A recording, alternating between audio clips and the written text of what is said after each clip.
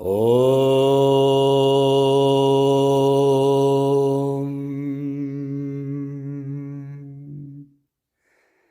Brahmanandam Paramasukadam Kevalam Jnanamurtim Dvandvatitam Ganganasadrisham Tattvamasyadilaksham Ekam Nityam Vimalamachalam Sarvadi Sakshibhutam Bhavatitam Trigunarahitam Sadgurum Tam Namami.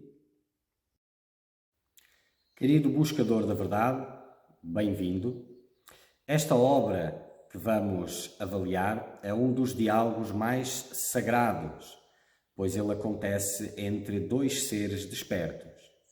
Astavakra, que passa seus ensinamentos para todos aqueles que buscam liberdade, e o rei Janaka, que era discípulo de Astavakra e se autorrealizou, realizou o Self. Então, nesta obra, vocês vão ter acesso direto aos ensinamentos de um ser desperto para que também possam atingir a liberdade e à visão de qual é a experiência, por assim dizer, de um ser desperto. Como é que ele vive, qual a sua experiência. Então, encham o vosso coração com devoção, com reverência, pois essa é a melhor forma destes ensinamentos brotarem dentro de vós. Que todos vocês possam encontrar liberdade.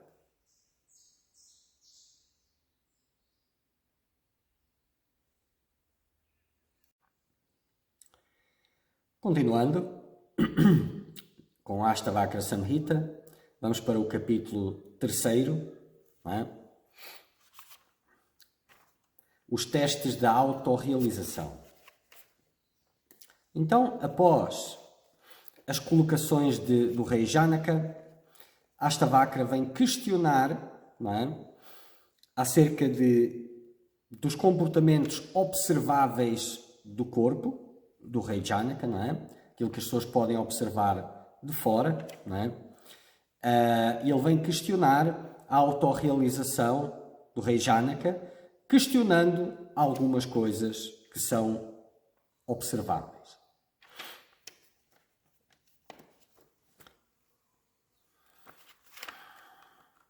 Astavakra disse: havendo conhecido a ti mesmo como realmente indestrutível e uno, como é que tu, conhecedor do Self e sereno, te sentes apegado à aquisição de riqueza? Não é? Vale ressalvar, não é, que o rei Janaka, portanto, era um rei, não é? E um rei, naquele tempo,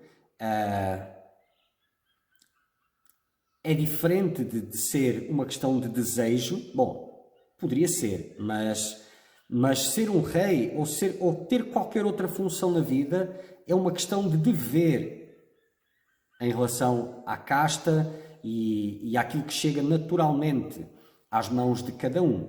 Então, a função de rei era o dever de Janaka de executar. E ser um rei tem as suas questões associadas. O rei é suposto cuidar do seu reino, é suposto ampliar o seu reino e por aí vai. Então, com certeza, observando os cuidados diários do reino, Astavakra começa questionando. Mas é óbvio que isto é apenas pelo diálogo, até porque Astavakra, segundo a história, era o mestre do rei Janaka, então devia de saber muito bem que ponto é que ele estava, não é? E que, aliás, o rei Janaka queria abandonar o reino, queria deixar a posição de rei, pediu para Astavakra para deixar de ser rei, e Astavakra disse que ele deveria de continuar executando o seu dever. Mas, pelo diálogo, continuando. Então, se tu realmente conheceste como o Uno e indestrutível, como é que tu, conhecedor do self e por isso sereno, não é, te sentes apegado à aquisição de riqueza? Não faz sentido. Infelizmente, tal como a ganância surge pela ilusão da prata, tal como a ganância surge pela ilusão, tal como a prata surge na madrepérola, também o apego surge aos objetos de percepção ilusória pela ignorância do self. Então, aquele que desconhece o self imagina outras coisas além de si mesmo. E daí, não é, surge o apego a esses objetos de percepção ilusória. E como é que isso pode acontecer para aquele que já realizou o self? Como é que podes continuar na aquisição de os objetos, cobiçando objetos, sendo que já te realizaste? Havendo conhecido a ti mesmo como sendo aquilo em que o universo surge como as ondas no oceano, porque andas de um lado para o outro como um ser miserável? Não é? Para que essa necessidade de aquisição? Para que essa busca dos prazeres e etc, querendo fazer isto ou fazer aquilo, sendo que tu já realizaste a tua natureza como o infinito ser onde todo o universo surge e desaparece? Não faz sentido. E um ser miserável é o ser que desconhece a sua própria natureza, porque ele se vê miserável, ele se vê deprivado da bem-aventurança que é a sua natureza e a tenta encontrar através dos objetos sensoriais, do prazer através desses mesmos objetos. Então ele é um ser miserável, ele vive em miséria e os seus próprios investimentos são de reconhecimento e afirmação dessa miséria, ou seja, um ser comum. Após escutar que se é pura consciência e incomparavelmente lindo, após ter acesso a esse ensinamento, como se pode ainda estar profundamente apegado aos objetos sensuais e assim se tornar impuro? Então, se já tiveste acesso ao ensinamento, se já tens essa maturidade, não é? De que és pura consciência incomparavelmente lindo, como é que te podes deixar arrastar ainda pela luxúria, buscando a beleza e o prazer através dos outros? Como é que isso é possível? Questiona Ashtabaka. É estranho que o senso de posse ainda continue no sábio que realizou o self, pois só esse é sábio, não é? Que realizou o self no todo e o todo no self. Então, se já realizaste, se já és um sábio, se já realizaste o self no todo e o todo no self, como é que podes ainda ter, né, o senso de posse para que tenhas um reino e as suas riquezas? Estranho, diz ele. É estranho aquele que permanece na suprema não dualidade, intento na libertação e que ainda esteja sujeito à luxúria e enfraquecido pela prática de passatempos amorosos. Não é?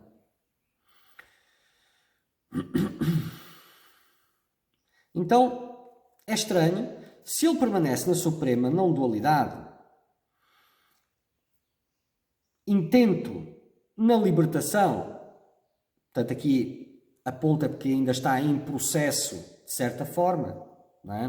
Porque ele permanece na suprema dualidade, intento ainda na libertação, me parece que se refere ao estágio em que já foi realizado o self, mas ainda não houve completa dissolução das estruturas do eu ilusório, não é? Pois ainda está intento na libertação e ainda esteja sujeito à luxúria e é enfraquecido pela prática de passatempos amorosos, não é? Então, porque é sabido que A prática sexual, ela enfraquece a busca pelo autoconhecimento de diversas formas. Não é? Primeiro, há o desperdício do ojas, a energia espiritual, que é o resultado final da energia sexual, a parte mais pura da mesma. Existe a ligação com outros seres, em que a confusão alheia se junta à própria confusão, dificultando a elevação da consciência.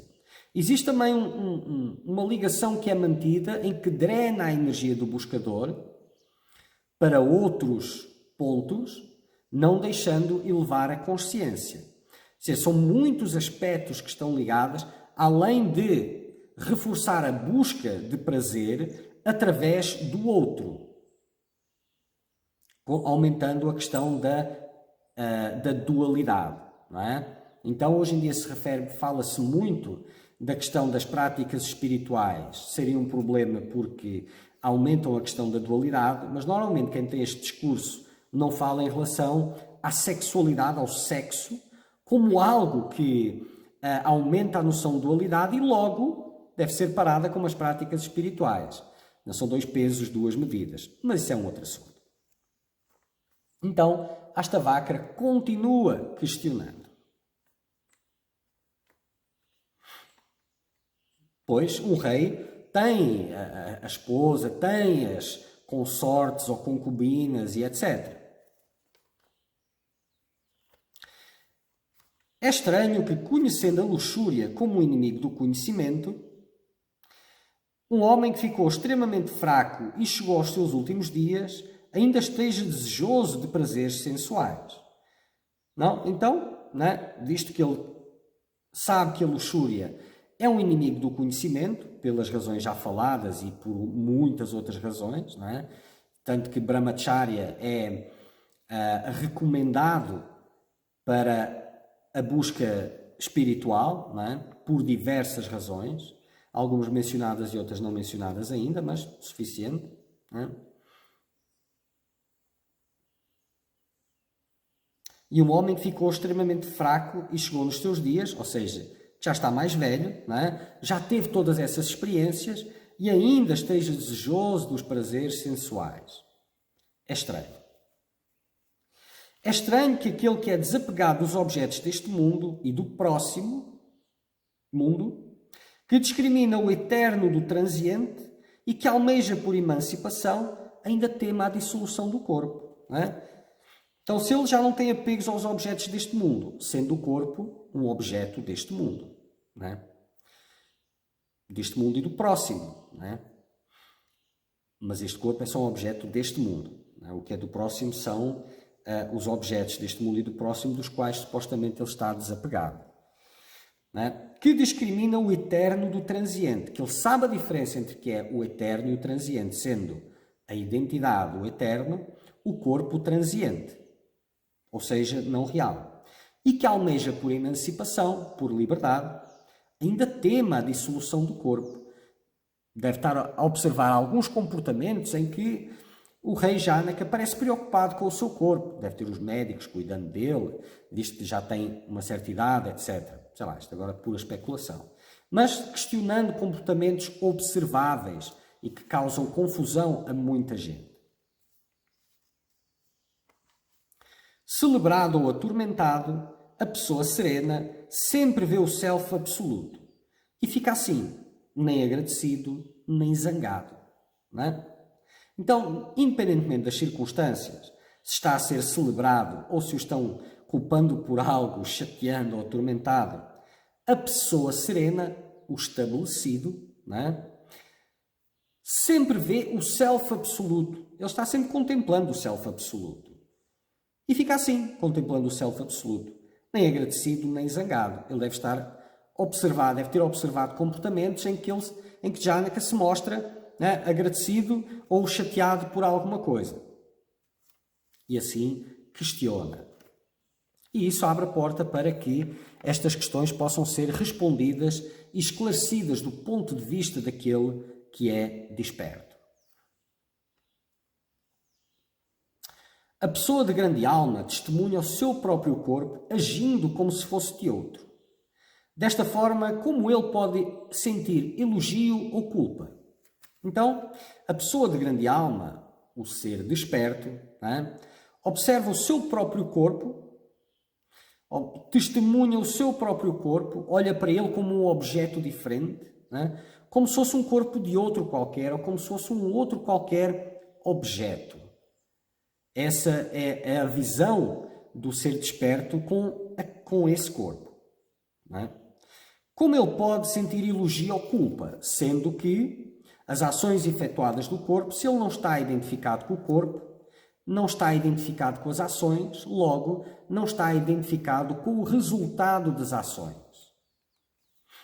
com os elogios, ou com as acusações, ou com culpa, ou com mérito. Se ele está desapegado do corpo, se ele o vê como separado, como ele pode se identificar com isto?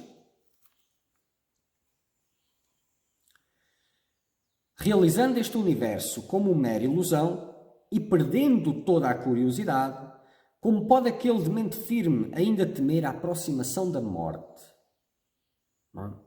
Então, realizando este universo como mera ilusão e perdendo toda a curiosidade, uma coisa vem com a outra. A partir do momento que há a realização do self, há a realização da natureza do universo e desse corpo.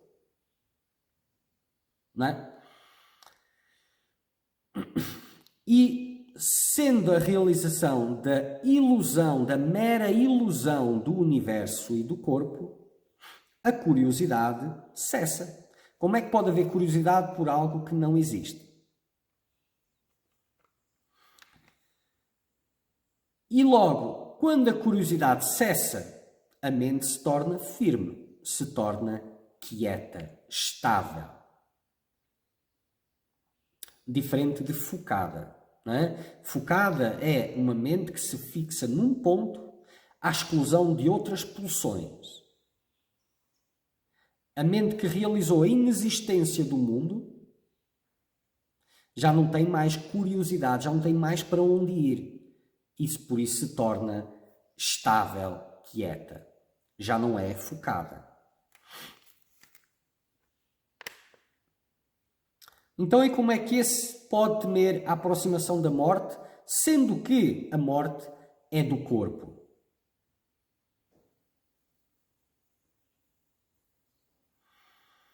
Com quem podemos comparar aquela grande alma que está contentado com o conhecimento de si mesmo e não anseia pela libertação?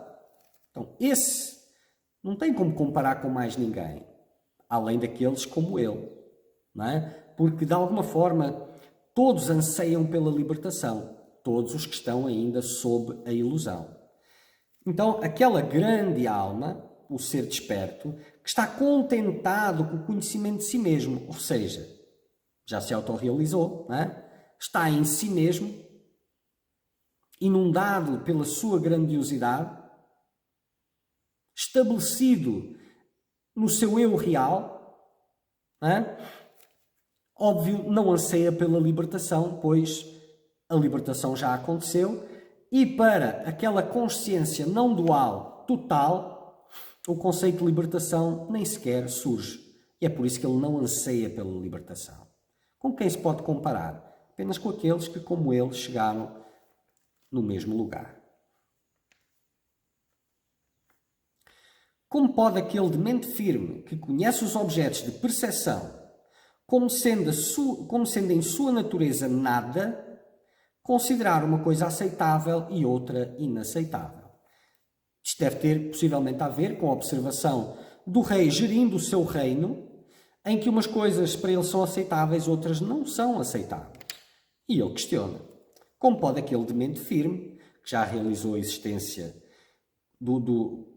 que conhece os objetos de percepção como sendo em sua natureza nada, que ele já sabe o que são os objetos de percepção, que são nada, ou seja, ele já teve a experiência última, então já sabe que o universo não é nada, Como é que ele pode considerar uma coisa aceitável e outra inaceitável se é tudo nada?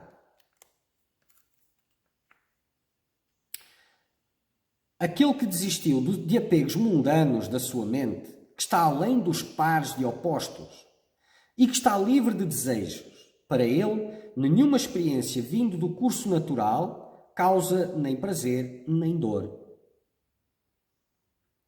Mais uma vez, deve estar a observar, né, o que é observável e questionando, porque se ele já desistiu de apegos mundanos em sua mente, isto em sua mente é importante porque é onde estão os apegos. Não quer dizer que... não quer dizer nada. Aquele que não está com os objetos de apego perto, que se tenha realmente desapegado, e aquele que tem os objetos perto não quer dizer que não esteja desapegado. Mas é mais fácil desapegar longe do que perto, sem dúvida nenhuma, não é? Mas, óbvio, todas estas coisas depois são interpretadas de acordo com as possibilidades. Isso aí é um outro assunto mais longo, não é? Que está além dos pares de opostos, não é? Já realizou a sua natureza não dual, que está livre de desejos, senão não teria realizado, não é? Para ele, nenhuma experiência vinda do curso natural, ou seja, nenhuma experiência que vem pelo prarabdha karma, pelas ações daquele corpo no passado, e que ele já observa como não sendo ele, não é? Elas não causam nem prazer nem dor, pois não há identificação. Então, como pode acontecer tudo isso? Astavakra questiona o rei Janaka, não é? E o rei, em seguida, vai falar, vai explicar, é uma palavra forte, não é? Mas vai dar vai dar luz sobre estas questões. Muito bem. Om Purnamada Purnamidam Purnat Purnamudachyate Purnasya Purnamadaya Purnameva Vashishyate. Om Shanti Shanti Shanti.